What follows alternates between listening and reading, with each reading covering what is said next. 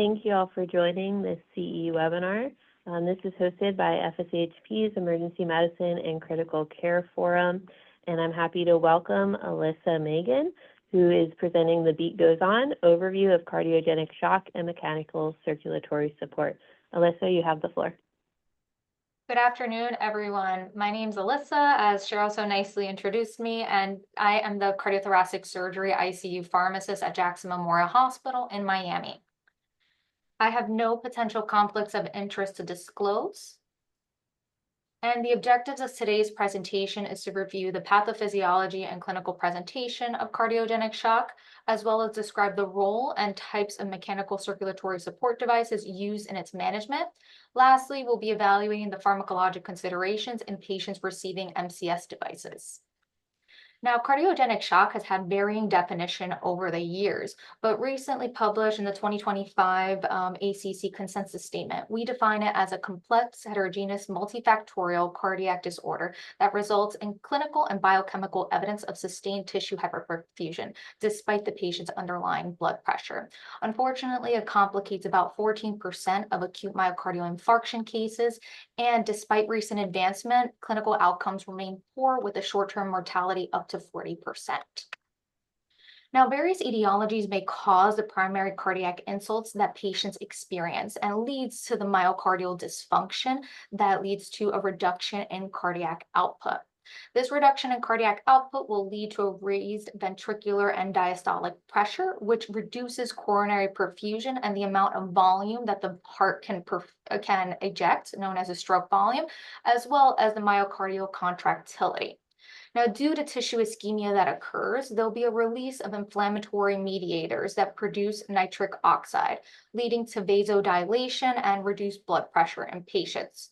Furthermore, hypoxemia as well as pulmonary inflammation can lead to pulmonary vasoconstriction, which can worsen the afterload that the heart has to pump against and its oxygen demand. We also have neurohormonal responses that are activated by our body, including the renin-angiotensin-aldosterone system, which can worsen volume overload in these patients and create diuretic resistance. If left untreated, cardiogenic shock can lead to multi-organ system failure and death, which is ultimately what we want to prevent with its management. Now, the two primary etiologies that we often see patients classified into include acute myocardial infarction-associated cardiogenic shock or heart failure-associated cardiogenic shock. But there are other etiologies, including patients immediately post-cardiac surgery, which is known as post-cardiotomy shock, as well as cardiogenic shock due to secondary causes, including thyroid disorders or pulmonary embolism. And of note, majority of the clinical evidence available for its management primarily is in those patients with acute myocardial infarction cardiogenic shock and heart failure-associated cardiogenic shock. Now, patients can present with varying presentation, but most common signs and symptoms you may see include chest pain, difficulty breathing, altered mental status, as well as signs and symptoms of volume overload, including peripheral edema. On presentation, patients can present hypotensive, tachycardic, and as well as with difficulty breathing. Important laboratory parameters to assess include for organ dysfunction, such as renal and hepatic dysfunction, as well as metabolic acidosis, and the presence of anaerobic metabolism, including your lactate, and cardiac ischemia parameters. Imaging is essential on presentation, especially for patients that you're concerned with cardiogenic shock. All patients should have an EKG performed to assess if they are having an acute myocardial infarction so that they can be further treated with emergent revascularization. Also, mechanical complications should be assessed via performing a transthoracic echocardiography or a point-of-care ultrasound. Chest X-rays can also be helpful in our patients to assess the presence of pulmonary edema. Now, invasive hemodynamics aren't required for the diagnosis of cardiogenic shock, but they may be helpful in identifying the phenotype of cardiogenic shock. So some devices that you may see our patients have placed include an arterial line that can be used for a continuous blood pressure monitoring, a central venous catheter that can be used to administer pharmacologic agents, as well as to assess right ventricular preload or central venous pressure. And lastly, pulmonary arterial catheters or Swan-Ganz catheter can be placed in our patients. And this can provide further information regarding the cardiac output or cardiac index, which is your cardiac output divided by body surface area, as well as your left ventricular preload or pulmonary capillary wedge pressures that can also be indicative of volume status. Of note, it's been controversial of whether pulmonary artery catheter should be placed in patients with shock. However, there's been observational studies demonstrated that in patients with cardiogenic shock, it may be helpful to ensure more accurate identification of the type of cardiogenic shock as well as to tailor therapy.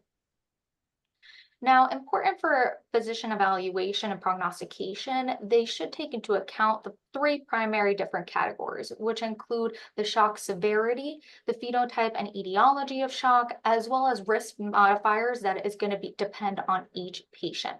And all of these should be considered during clinical decision making. Now, the Society of Cardiovascular Angiography and Interventions does provide a classification system that's used for cardiogenic shock severity. However, this only will apply to patients presenting acutely with cardiogenic shock, not acute on chronic presentations. In addition, these severities will include a classification from A, patients at risk for cardiogenic shock, which aren't currently experiencing signs and symptoms of it, but are at risk for its development, up to E, extremis, where patients have acute or impending circulatory collapse. Now, in regards to the categories in between, category B is going to be beginning cardiogenic shock, where patients have clinical evidence of hemodynamic instability or hypoperfusion, but may not be on treatment just yet. Those patients in class C is your classic presentation where patients have hypoperfusion requiring pharmacologic or mechanical intervention beyond volume resuscitation. And category D would be those patients that continue to deteriorate, but besides being on that initial treatment management. Now, for initial management, it's essential that our patients are recognized early and treatment started as soon as possible to reverse the underlying cause and restore that tissue perfusion.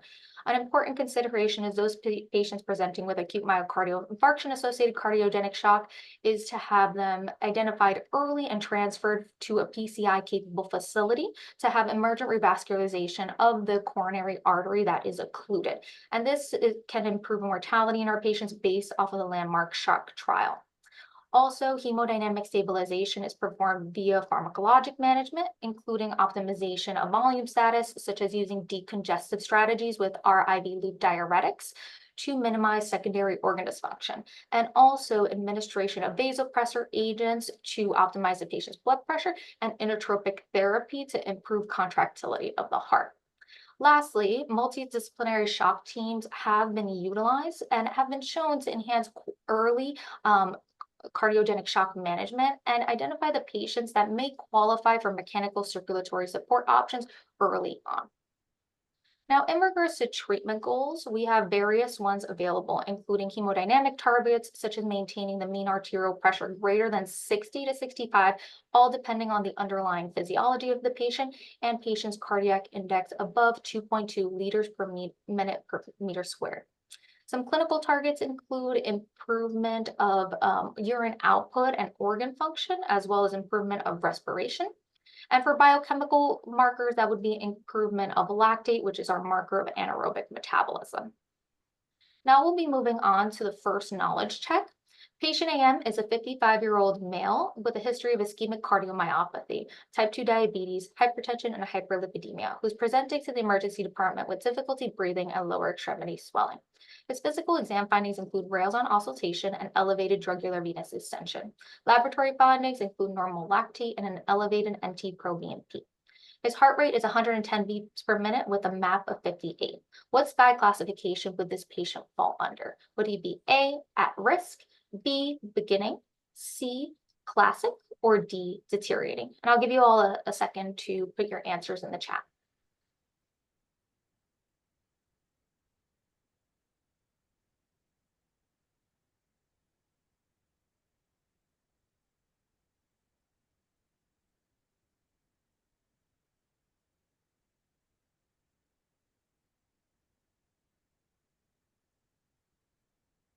I don't see any answers just yet in the chat, but for the purpose of time, the correct answer is sky stage B, or the beginning stages, because we do see that the patient is hypotensive, but does not have markers of hypoperfusion just yet. Now, moving on to our temporary mechanical circulatory support devices, the goal of these devices is to promote ventricular unloading and restore systemic perfusion.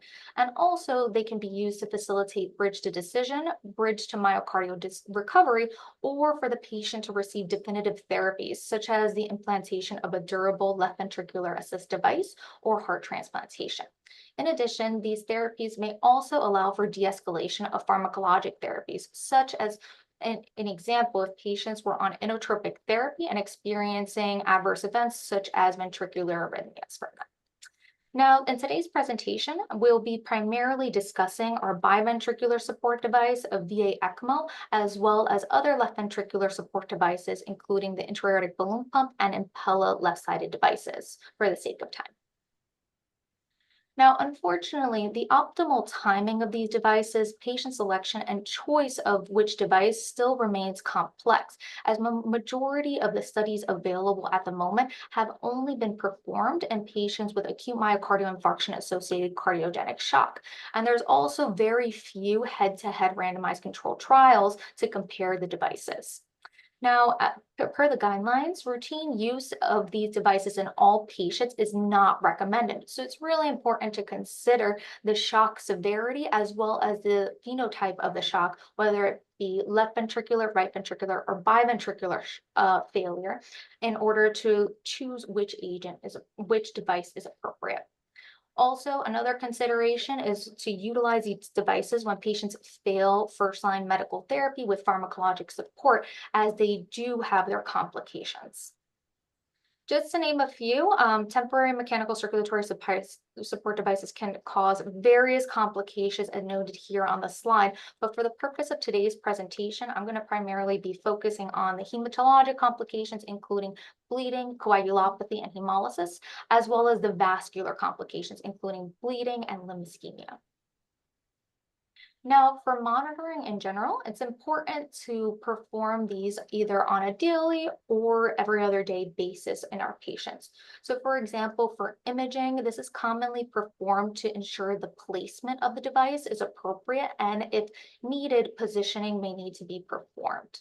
Invasive hemodynamics are often utilized in these patients as to ensure that the device is at the appropriate setting to improve the patient's cardiogenic shock.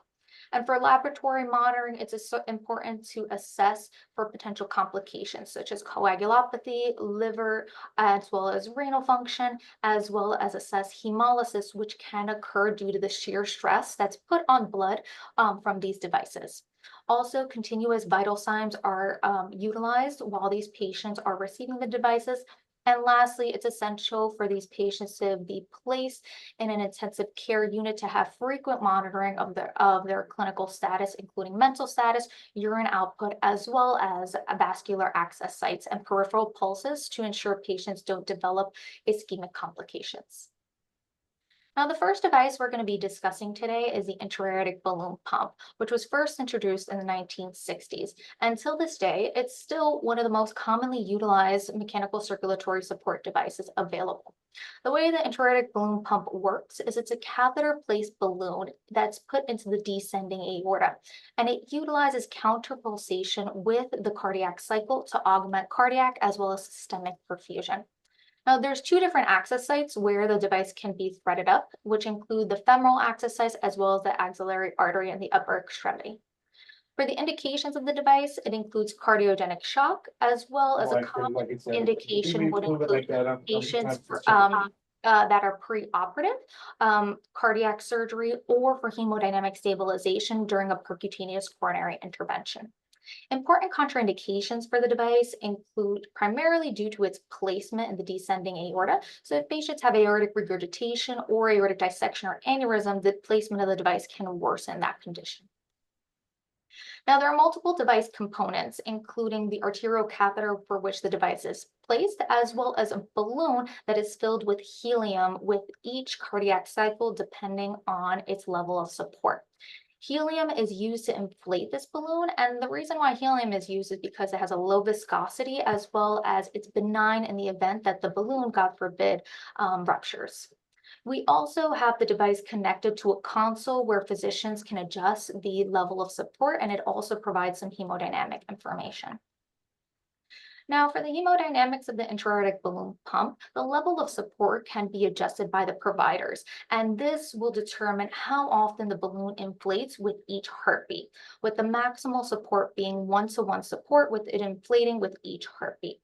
Now, this has been controversial in the literature, but minimal improvements have been demonstrated with the intra-aortic balloon pump, approximately zero 0.5 liters per minute improvement in cardiac output. But importantly, the intra-aortic balloon pump does rely on intrinsic left ventricular function, and it won't provide any direct left ventricular or right ventricular unloading.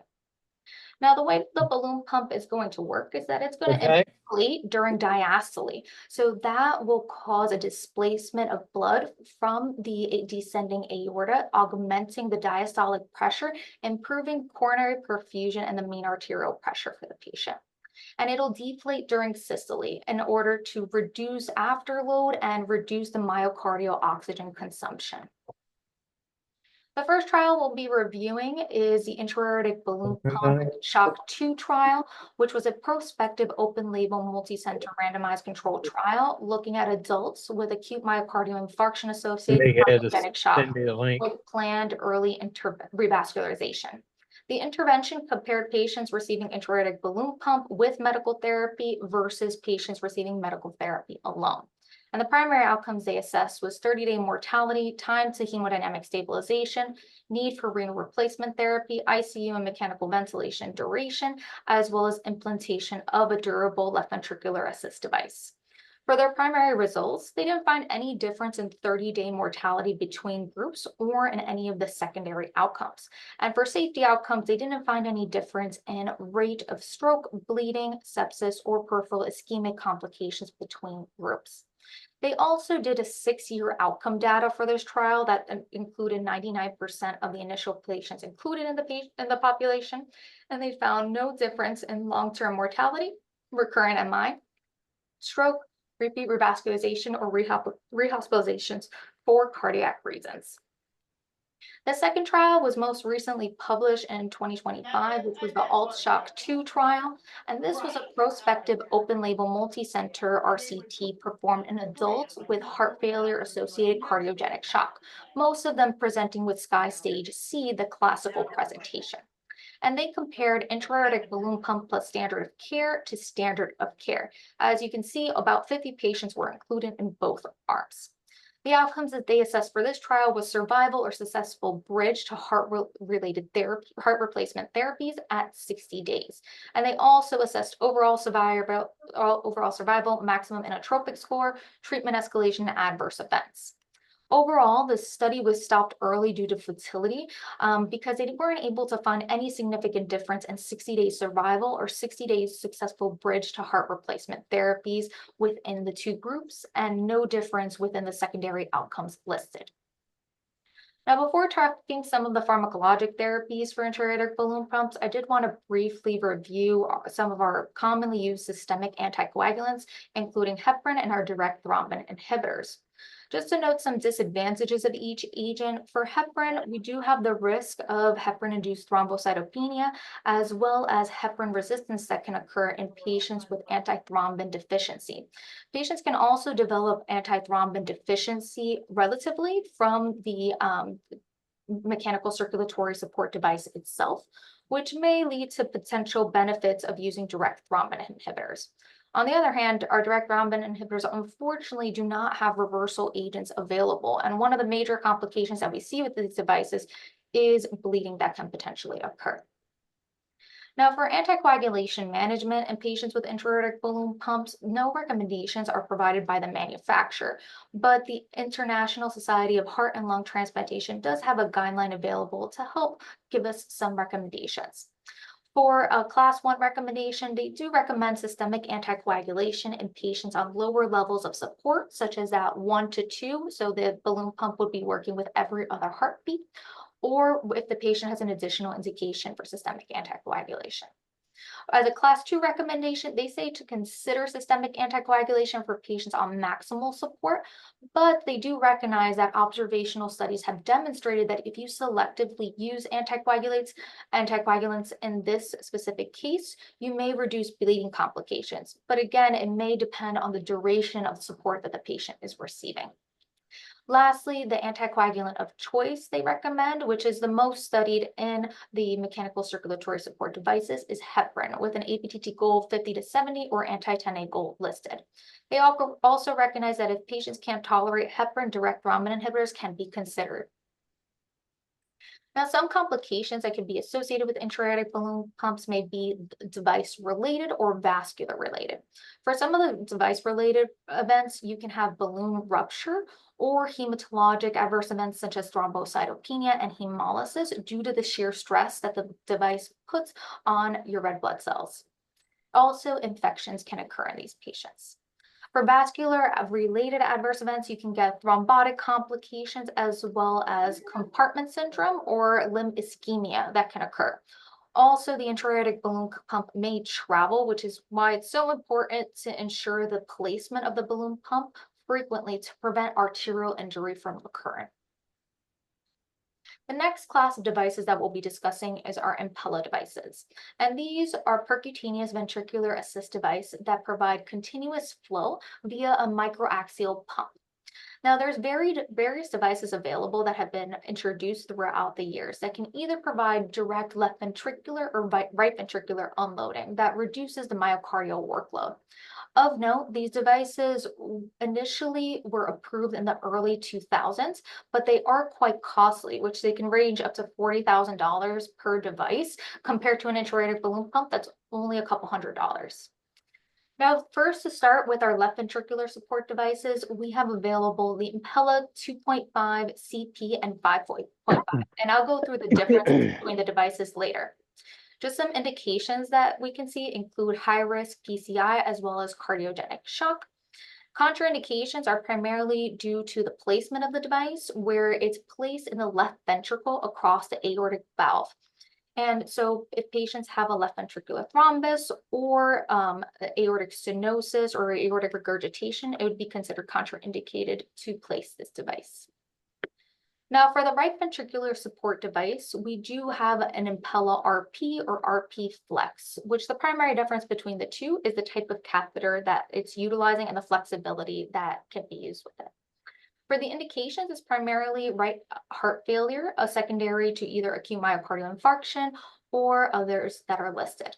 And the contraindications, similar to the left-sided devices, is primarily in its placement, where it will take blood from the inferior vena cava and eject it out into the main pulmonary artery. So if patients have right-sided valvular disease or clots in the right ventricle or inferior vena cava, those would be considered contraindications, as those clots could embolize.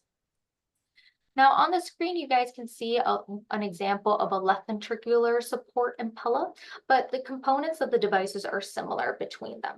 So the Impella catheter will be connected directly to an automated controller, and this portable monitor will display invasive hemodynamic variables as well as device pressures, as well as allow the physicians to adjust the P level or the level of support that the patient is receiving.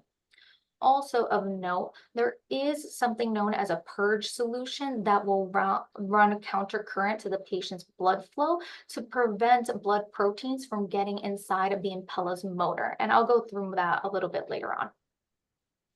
Now, to compare the devices that are available, on the left side of the screen, you'll see our left-sided support Impella devices, which include the 2.5, CP, and 5.5. And on the right side, you'll see the Impella RP Flex, which is your right-sided support device.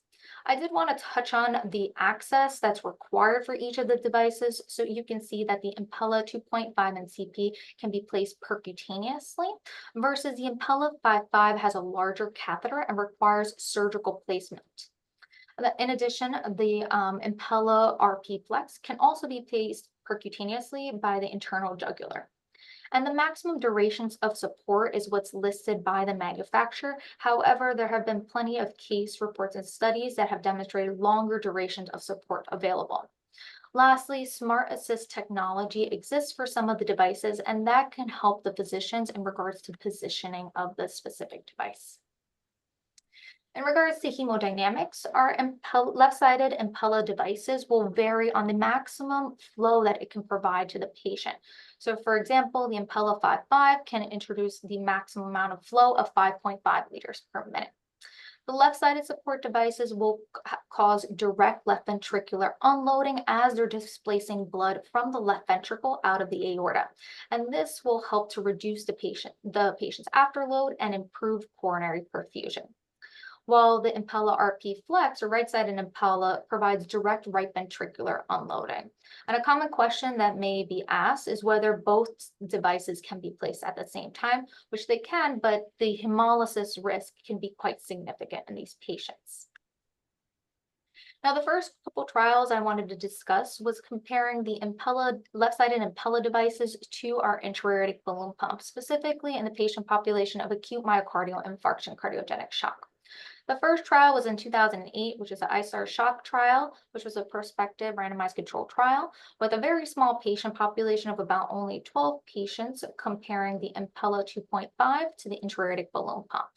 And overall, this trial didn't find any difference in mortality comparing the devices, but use of the Impella device did improve hemodynamic profiles such as the patient's cardiac index as well as mean arterial pressure, likely due to the improved amount of cardiac output and flow that the Impella device can provide. The next trial was the Impress and Severe Shock, which was published in 2017, a prospective randomized controlled trial that compared slightly more patients, 24 patients with the Impella CP device compared to the intra-aortic balloon pump. And there was no major difference found when comparing all-cause mortality or stroke rates between groups. However, they did note that more complications such as bleeding and hemolysis were associated with the Impella device. And when looking at 5-year outcome data available from this trial, there was no difference in mortality or major adverse cardiovascular or cerebrovascular events.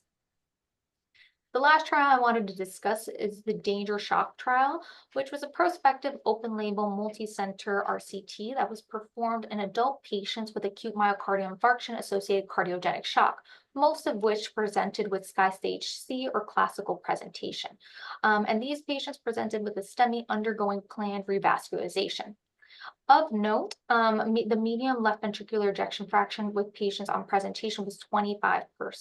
A majority of patients were receiving at least one pharmacologic agent prior to inclusion.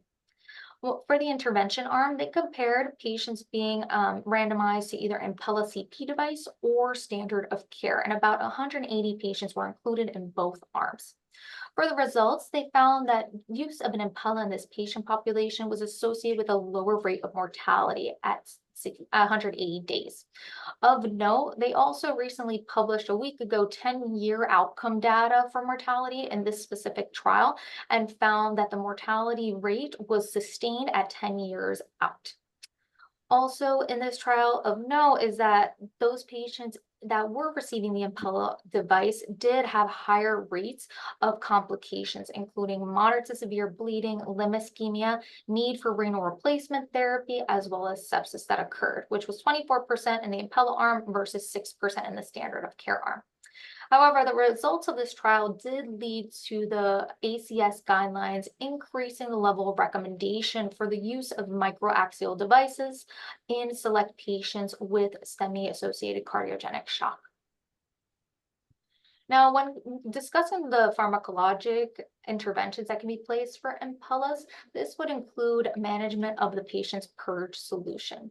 And the purge solution will run countercurrent to blood flow, and its primary purpose is to prevent deposition of denatured blood protein and thrombus from reaching the blood pump motor and disrupting the device itself.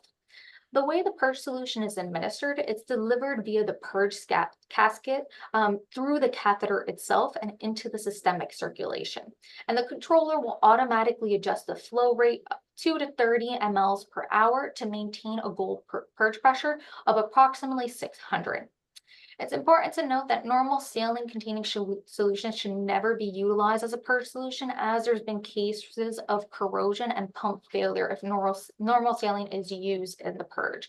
So dextrose-based solutions are recommended. Now, we do have a couple of options available for purge solutions. The first being heparin-based purge solution, which will bind to blood proteins, as well as heparin confers a negative charge that prevents aggregation of those proteins within the purge gaps. The manufacturer recommends a concentration of 25 units per ml in dextrose. And if the patient experiences a bleeding event, you can increase the dextrose concentration reported up to 40% to decrease the amount of heparin exposure that the patient experiences. However, with the heparin-based purge, you do have unpredictable heparin exposure in these patients as the flow rate is controlled by the device itself. And it also may be contraindicated in certain patients, such as those that develop HIP. Due to this, the sodium bicarbonate-based purge solution has been investigated. And the way sodium bicarbonate works is it's going to improve blood protein stability as well as provide a buffering effect. The manufacturer recommends this as an alternative to heparin in certain patients, and the concentration utilized would be sodium bicarbonate 25 milliequivalents in a liter of D5. Now, direct thrombin inhibitors have been investigated as purge solution in certain case reports, but they're currently not recommended as a part of the purge solution because there's been cases of increased purge pressure and thrombosis that have been reported. Now, when looking at the evidence available for bicarbonate-based purge solutions, Bergen and colleagues did perform the trial that allowed the manufacturer to provide its recommendation, which was a single-center retrospective study that compared about 40 patients with bicarbonate-based purge to heparin-based purge solution. And they did see similar rates of purge thrombosis occur, but those patients receiving bicarbonate-based purge had much lower rates of bleeding, 27% compared to 65% in the heparin arm. Now, in regards to systemic anticoagulation management, it's recommended to use anticoagulation in these patients to prevent thrombus formation from the catheter and device, and the manufacturer recommends utilizing heparin to do so. Now, in those patients that are receiving heparin-based purge solution, it's important to try to subtract the amount that the patient is receiving from the purge from the desired IV heparin dose to get initial systemic rate. And the manufacturer does provide a calculator for you to be able to calculate the starting heparin dose. In addition, if patients can't tolerate heparin, direct thrombin inhibitors can also be considered to be used. Now we're going to be moving on to the second knowledge check. Patient AM continues to decompensate despite escalating pharmacologic support with dobutamine and norepinephrine.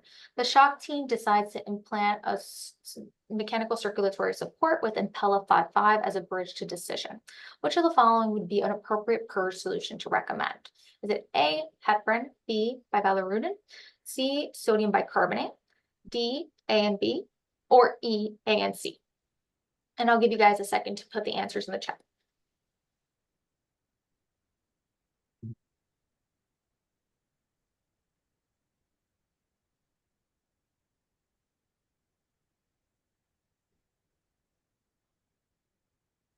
Looks like we have a majority of E's, but some D's in there as well. So the correct answer is E, A, and C, as heparin and bicarbonate-based purge solutions have been investigated and are safe for use. Unfortunately, there have been cases of purge solutions with direct thrombin inhibitors causing pump failure. So in those cases, we want to avoid using these agents as a purge solution. Now, for some complications that can occur with the Impella devices, this may include hemolysis, bleeding, as well as ischemic complications. For hemolysis, this primarily occurs because the motor is rotating at very high speeds in which the blood is going to run through. And this puts high shear stress on red blood cells, more so compared to the other devices that we'll be discussing. And due to this, patients can develop acute renal dysfunction due to the accumulation of blood proteins in your kidneys. Bleeding, on the other hand, can be multifactorial in these patients, but most of the time it's due to an acquired von Willebrand's disease that can lead to platelet dysfunction. And it's been noted trials have demonstrated a higher risk with the Impella devices versus intra-aortic balloon pumps. Other complications that can be seen include ischemic complications such as strokes or vascular ischemia as well. Now, for hemolysis management, this can be managed via multiple levels and needs to be addressed at each different phase that I'll go through. First and foremost, it's really important to assess the positioning of the impella or whether the patient can't tolerate those higher levels of support. Secondly, we want to optimize right ventricular function, which may require increase in inotropic therapy or decongestive strategies. Thirdly, we want to make sure that there's no suction event occurring where the catheter sucks onto the left ventricular wall, which can cause further shear stress on red blood cells. And to do so, we may need to assess whether the patient can be fluid responsive and requires a fluid bolus. And lastly, there may be pump related where a thrombus is starting to form within the pump itself. Now, in terms of pump thrombosis management, this should be suspected when patients have high purge pressures noted on the Impella device, but low purge flows. And the purge pressure is documented would be typically over 1,000. Now, there have been successful case reports of using fibrinolytic therapy, such as alteplase, to resolve these high pressures, preventing the need for pump exchange, which is not only inconvenient for the patient, but quite costly. So alteplase can be utilized as a purge solution at a concentration of 2 milligrams or 4 milligrams in 50 mLs of sterile water for injection. However, this concentration is only stable for up to 8 hours, so the nurses would have to replace that purge solution every 8 hours. In addition, it has been studied for up to 38-hour duration in case reports, but it does replace the current purge solution until the purge pressures resolve, and then you would essentially restart the patient's previous purge solution. The last device we're going to be discussing today is veno-arterial extracorporeal membrane oxygenation, or VA ECMO. And this is considered the highest degree of cardiopulmonary support.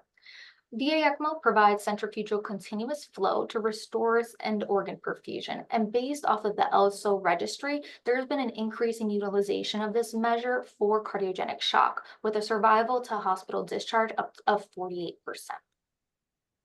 Now, it's very important to assess the patient's comorbidities, their patient-specific risk factors, weaning strategies, and overall prognosis of our patients prior to initiating VA ECMO, as if patients with a low likelihood of recovery are unlikely to benefit.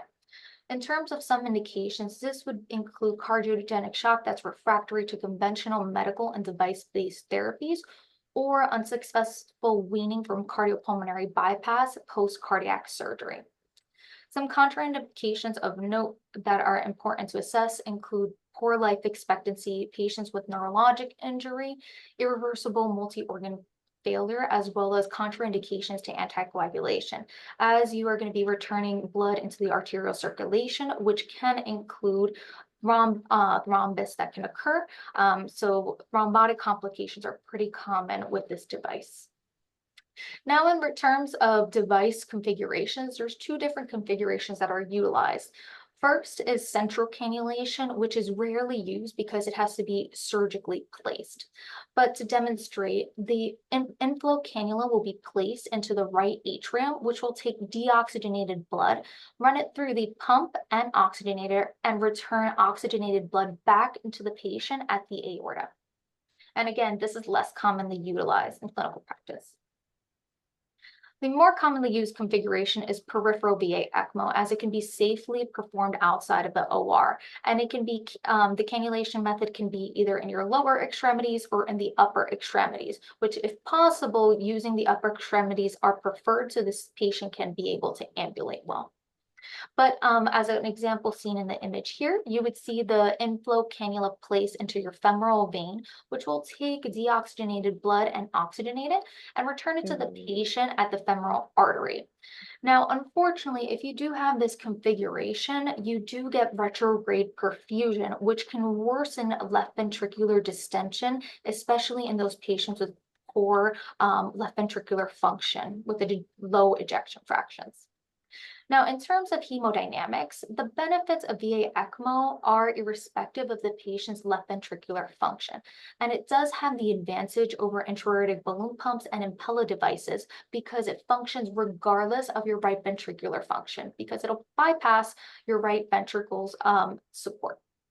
So other factors that it does provide on top of the circulatory support includes gas exchange, and it will unload your right ventricle. As I mentioned, peripheral cannulation of VA ECMO can increase left ventricular afterload, and this may lead to pulmonary edema and blood stasis in your left ventricle, leading to clots. So there are unloading strategies that are utilized for in these cases. Now, some important parameters to discuss. This will include the cardiac support, which is known as the flow, which can range anywhere from 2 to 7 liters per minute. And secondly, would be the sweep gas that physicians can adjust to determine the amount of carbon dioxide clearance. Now, as I mentioned, some left ventricular unloading strategies that we can use can include medical therapies such as optimization of inotropic support or use of vasodilators to reduce afterload. You can also try to reduce the ECMO flows, but most patients may not be able to tolerate that. And other options may include the addition of another left ventricular support device, such as an intra-aortic balloon pump or Impella device on top of the VA ECMO to help offload that left ventricle. Now, the first trial I wanted to discuss was a meta-analysis that was performed comprising of 4 randomized controlled trials comparing VA ECMO versus medical therapy in patients with acute myocardial infarction associated cardiogenic shock. And as you can see, when compiling the data from all of these trials, there was no between group difference in 30-day all-cause mortality in these trials. However, they did note that there were higher odds of patients with VA ECMO having major bleeding or peripheral vascular ischemic complications compared to medical therapy alone. In regards to anticoagulation strategy, the ELSO anticoagulation guidelines for ECMO do recommend the use of systemic anticoagulation, with their recommendation being heparin to be primarily used. However, I will mention that there has been emerging data for our direct thrombin inhibitors to be considered in this patient population, which I'll be going through in the next couple slides. And this is due to the more predictable dose response that you can get from direct thrombin inhibitors and the lack of potential adverse event of heparin-induced thrombocytopenia. Now, when comparing direct thrombin inhibitors versus heparin in ECMO patient population, we have 2 larger meta-analyses available to help guide management. The first was published in 2022, which included 18 retrospective studies, primarily comparing direct thrombin inhibitor bivalirudin to heparin. And this trial demonstrated that there was a decreased rate of in-hospital mortality, major bleeding event, and pump-related thrombosis associated with direct thrombin inhibitors, and higher rates of time within therapeutic range. However, there is a limitation to this meta-analysis due to the high risk of bias that was demonstrated. Now, more recently in 2025, there was a published meta-analysis of including 28 trials, most observational, but 1 randomized controlled trial was included. And again, with the direct thrombin inhibitor of bivalirudin being most commonly studied. And this trial was able to demonstrate that bivalirudin was associated with a faster therapeutic anticoagulation and maintained therapeutic range 20% longer compared to heparin. And the statistical significance wasn't found for argatroban or in pediatric patients, likely due to the smaller amount of trials available for those patient populations. Now, in regards to complications associated with VA ECMO, most commonly, we often see bleeding in patients. That's been reported in up to 80% of patients with this device.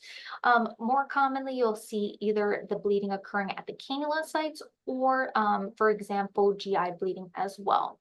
And the treatment would be correction of the coagulopathy with blood products, as well as reduction in anticoagulation goals in these patients. Limb ischemia can also occur and is associated with high mortality in patients, up to 60%. And one way that that physicians can try to prevent this is by adding an additional cannula to perfuse the leg. However, it can result in amputation being required of that specific limb that's affected. Other complications that we can see occur include thrombocytopenia, hemolysis, as well as thrombotic events, including strokes, which can be devastating in this patient population.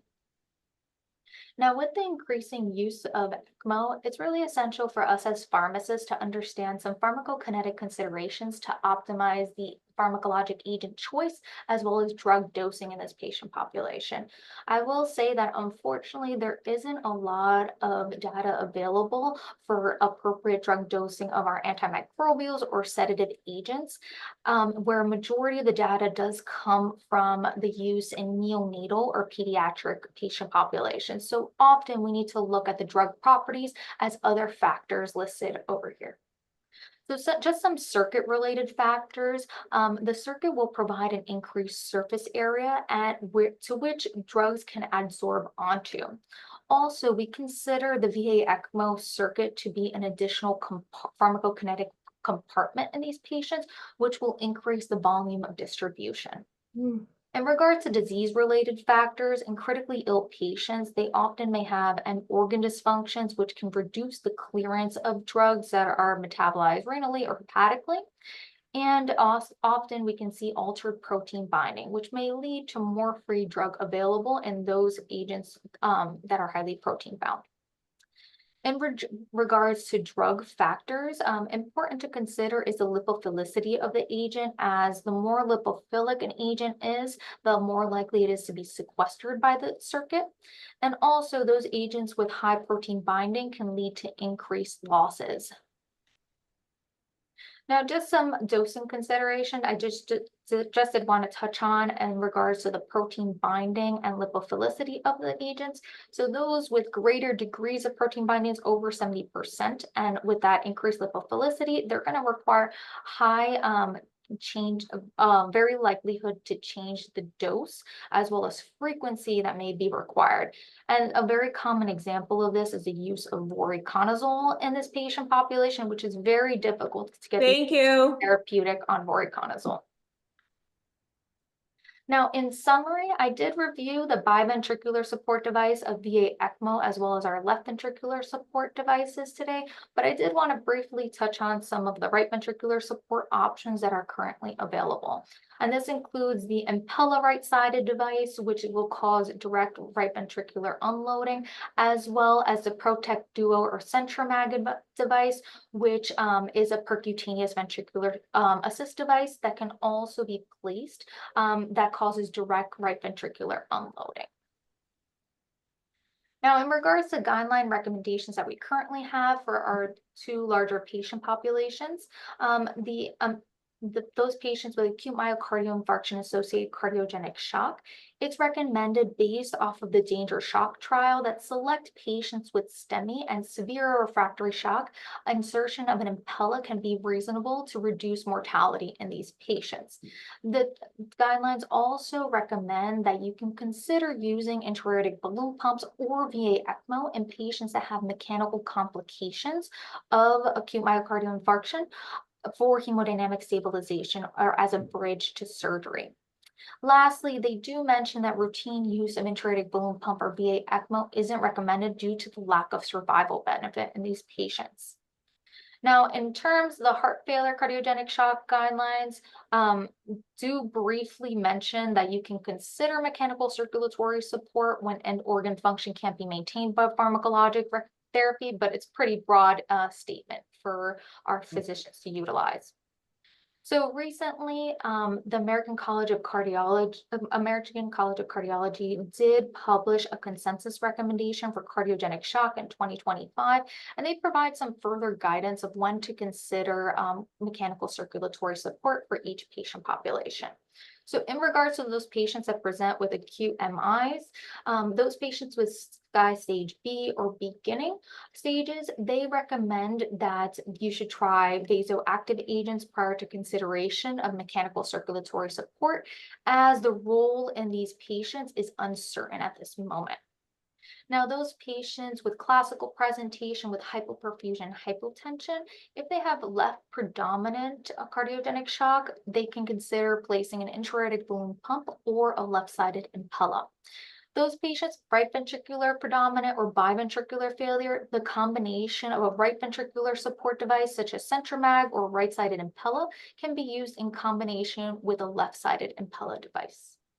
Those patients with Sky Stage D that continuously deteriorate despite at least two pharmacologic agents, you can consider in left ventricular predominant patients of the placement of a left-sided Impella or the use of VA ECMO in combination with a left ventricular unloading strategy, such as an intra-aortic balloon pump or Impella device.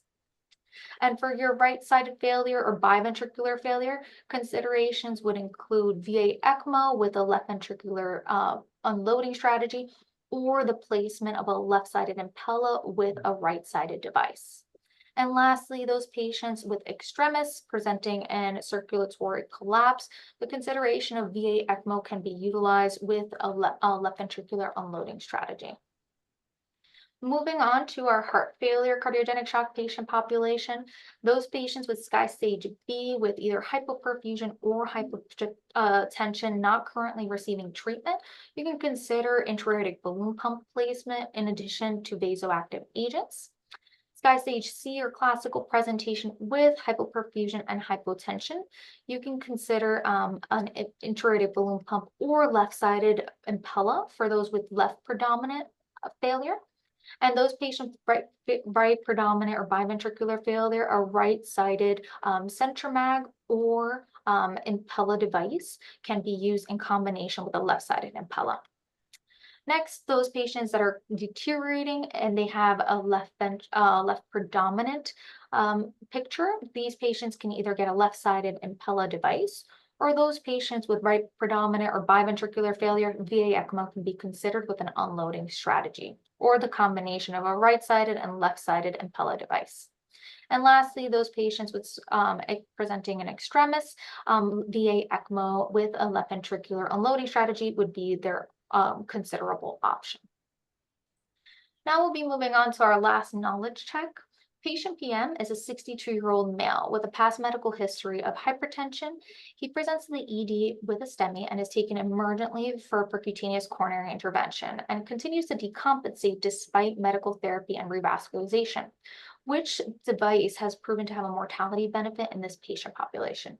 Is it A, VA ECMO, B, intra-aortic balloon pump, or C, Impella CP? And I'll give you guys a moment to answer the question in the chat.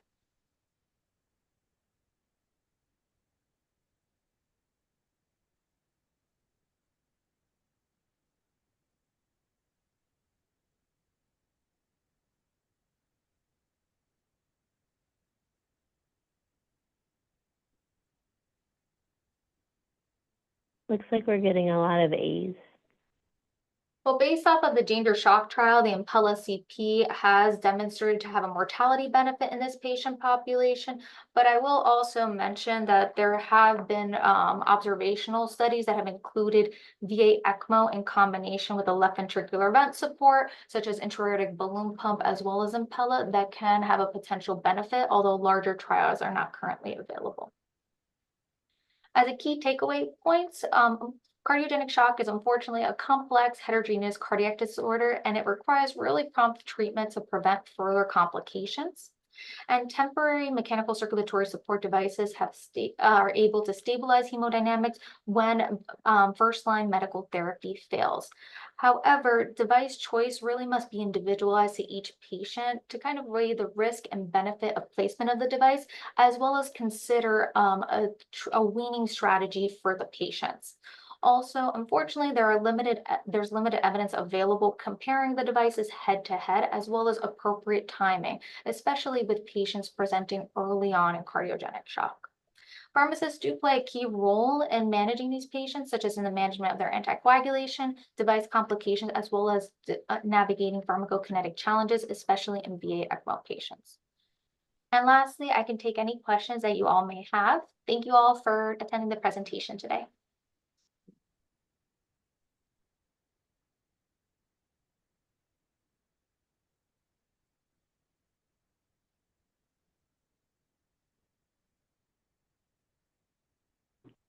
Alyssa, we did have one question in the chat earlier. Can patients on ECMO also use purge solution with Impella devices?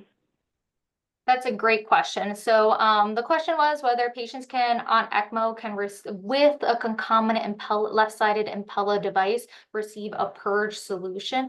And the answer is yes. Although due to the risk of bleeding that patients can experience, especially with the combination of VA ECMO and Impella support, preferentially would be a sodium bicarbonate-based purge solution in this patient, because heparin through the purge can lead to its own complications, such as the patient starts to acutely bleed and may be very difficult to manage their anticoagulation.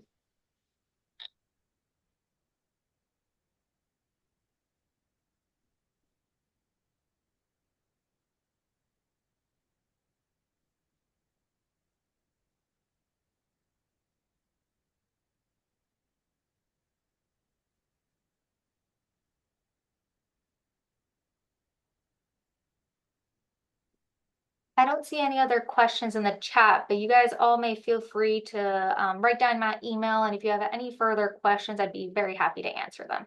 Thank you all again for attending the presentation. Thank you so much, Alyssa, for giving us this great presentation on both cardiogenic shock and mechanical circulatory support. I know we all learned a lot through your presentation. Thank you. Oh, I think I just see somebody wrote in the chat asking for the slides. I can definitely provide a PDF copy if you guys would like to send it out to everybody. I'm not sure if that's possible, Cheryl. Yep, if you can send them to me, and following the webinar, if you give me about 30 minutes, I will also be sending out the link to claim the credits. In addition to, I'll attach the slides if I have those from you by then. Oh, perfect. Yeah, I'll go ahead and send them over so everybody can get them.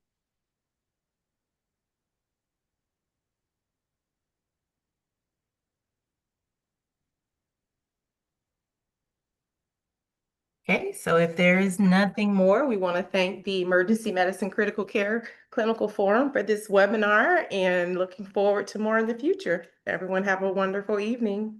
Thank you. Thank you.